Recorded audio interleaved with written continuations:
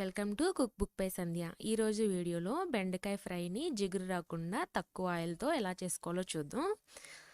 బెండకాయలను తీసుకొని శుభ్రంగా కడుక్కొని తడి లేకుండా తుడిచిపెట్టుకొని ఇలా చిన్న ముక్కలుగా కట్ చేసుకోవాలి.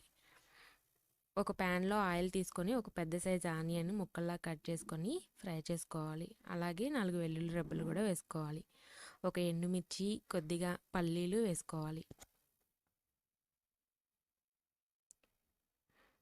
వీటన్నిటిని కొద్దిగా గోల్డ్ కలర్ వచ్చేంత వరకు ఫ్రై చేసుకొని దానిలోనే తాలింపు దినుసులు వేసుకోవాలి.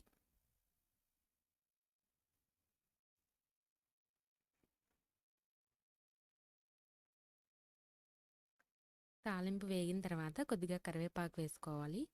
కరివేపాకు వేసుకున్నప్పుడు ఇలా మూత పెట్టుకుంటే ఆయిల్ అనేది చింది మీద పడుకోకుండా ఉంటుంది.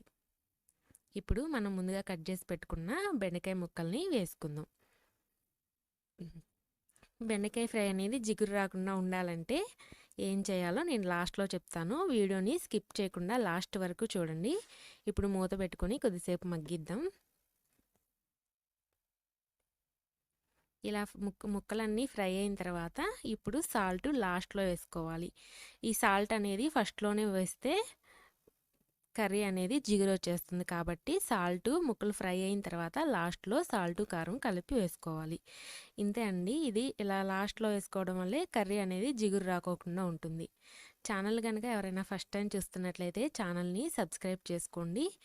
లైక్ చేయండి, షేర్ చేయండి, కామెంట్ చేయండి.